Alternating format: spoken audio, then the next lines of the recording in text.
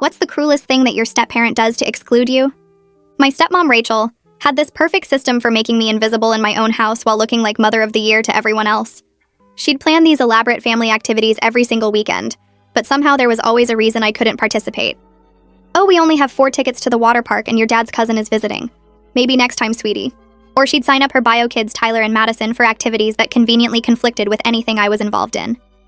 Your soccer game is the same day as Tyler's piano recital, and we really need to support him as a family. You understand, right? The worst part was how she'd document everything on Facebook, making it look like we were this perfect blended family. She'd post photos from their outings with captions like "blessed to spend quality time with all my kids," but I was never in any of them because I was always at home or at practice or studying for the test she insisted I needed to focus on. When relatives asked where I was, she'd say things like, "Oh, Jamie preferred to stay home and read," or Jamie had other plans with friends, making it sound like I was choosing to exclude myself. She got really creative with holidays too. Every Christmas, she'd have matching pajamas for everyone, but mine would mysteriously get lost in shipping.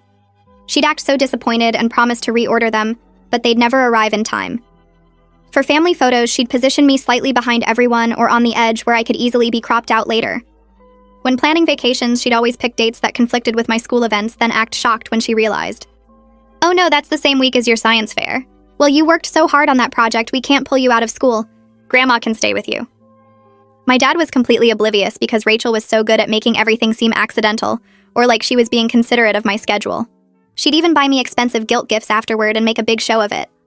"I felt so bad you missed the trip, so I got you this new laptop for school." Everyone thought she was so thoughtful and generous.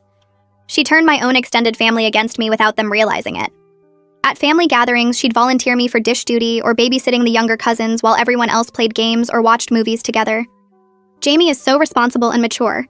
She actually offered to help. Meanwhile, I never offered anything but learned that arguing made me look difficult and ungrateful. This went on for 4 years, from when I was 13 to 17. Rachel had successfully made me a ghost in my own family, while maintaining this image of the devoted stepmother who tried so hard to include her difficult stepchild.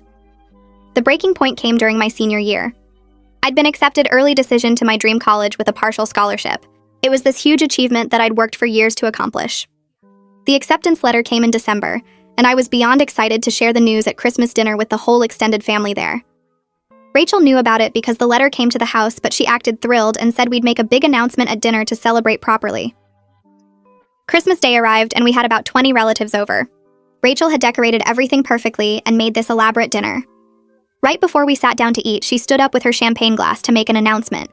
She started talking about how proud she was of her family and all their accomplishments this year. She mentioned Tyler making the honor roll